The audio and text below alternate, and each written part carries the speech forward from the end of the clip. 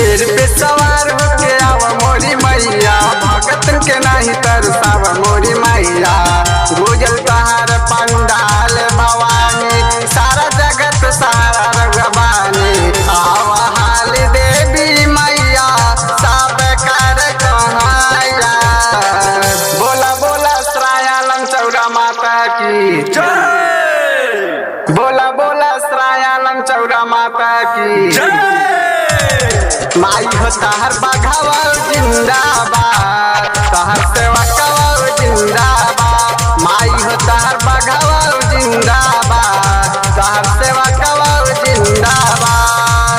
जेकरा पे कह देलू कृपा रहला बा, माई हो तहर बघावा जिंदाबाद, तहर सेवा कवा जिंदाबाद। माई हो तहर बघावा जिंदाबाद, तहर सेवा कवा जिंदाबाद।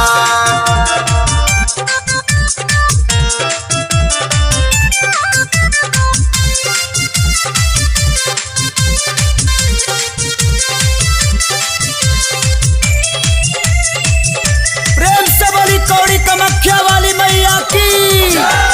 सुनतानी माई तहर महिमा अपार बा, तोहर चरनिया में सुखवा हजार बा।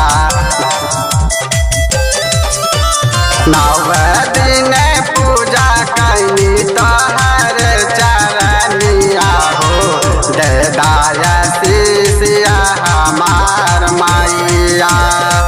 तनिका सा हमारे पे धाई दा दे अनवा हो, कोई बहुत उपकार मैया।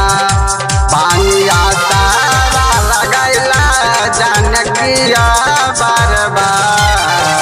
बोला बोला निमारा मैया की जय। बोला बोला निमारा मैया की जय। माई हो तहर बघावा जिंदाबाद, तहर सेवा कवा जिंदाबाद। माई हो तहर बघावा जिंदाबाद, तहर सेवा कवा जिंदाबाद।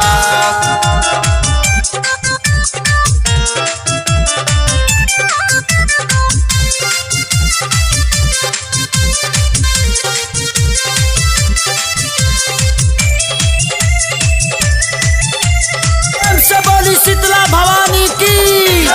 मनवा में अपना हो श्रद्धा बढ़ाइला, रूप नारियल संग चुनरी चढ़ाइला।